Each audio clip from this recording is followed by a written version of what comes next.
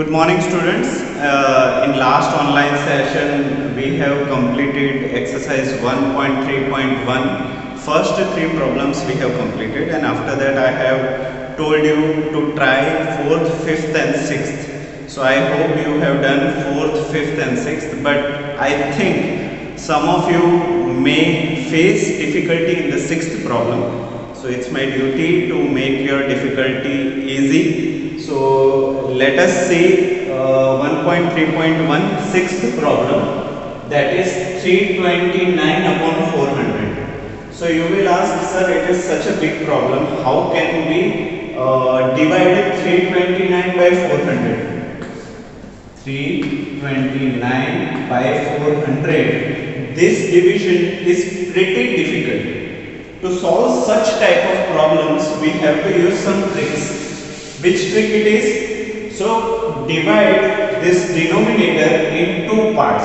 Write it as 329 divided by 4 into 100. Yes or no? You can write like this? Yes, you can write. So can I write 329 upon 4 into 100 as bracket 329 upon 4 whole divided by 100. Can we write like this? Yes, we can write. Why? Because in numerator fraction is there. In numerator fraction is there. Fraction is in term of numerator and denominator. So whenever in numerator, let me explain to you very clearly. Suppose you do have a problem in where numerator is fraction and denominator is integer. So in such case, your solution will be A upon B into C. Yes or no? In the same way, if you have A into B upon C, you can write it as A upon B whole divided by C. Vice versa, you can move from left to right as well as right to left. Yes? Okay. In the same way here, at the place of A, we do have 329. At the place of B, you have a 4. At the place of C, you do have a 100. So can I write A upon B by C? 329 upon 4 divided by 100. Yes or no? Yes. So this becomes easy. Okay. So what we have to do, first solve numerator, then we have to solve denominator.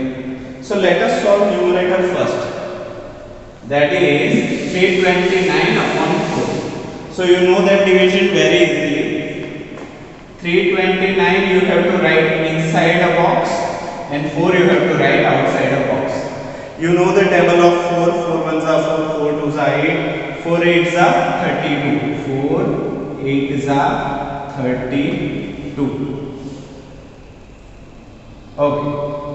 And here comes 9. 4 ones are 4, 4 twos are 8. 4 twos are 8. Subtraction. 9 minus 8 is 1.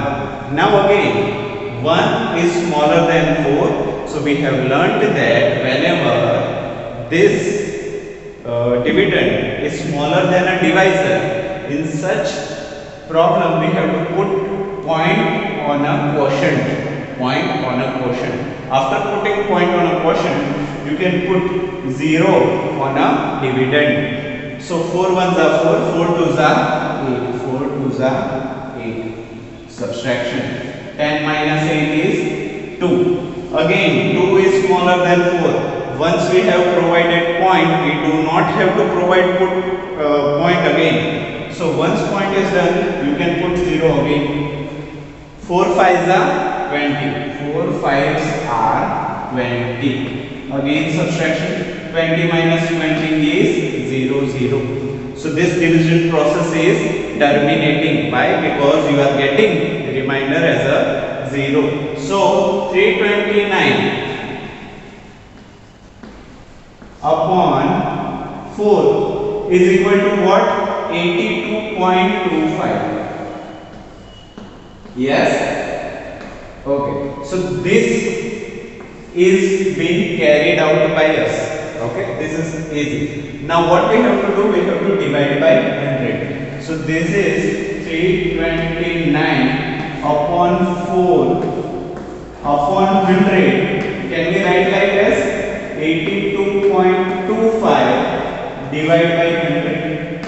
Yes or no? Yes, we can write. And you have already learnt in a last online session, when do you have a multiple of 10 in a denominator, your point will move towards left. If you have a 10, that means a point will move only one place. You have to consider zeros.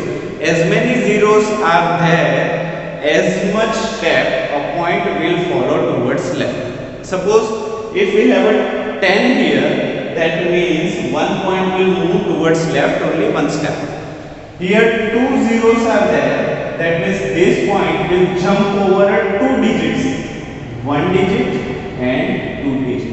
So here answer will be 0.8225. Yes or no? Some of you may ask, sir, where this zero come from? This zero comes from nowhere, and putting this zero does not change the value. If you put an answer as 0.8225, then also it is correct. Zero's value before a point and after point does not exist. Okay? So 0.8225. 3 dots are not there. That means this division is terminating. This division is terminating. So I hope this problem is clear to you all. Okay? Now we are moving on to next problem.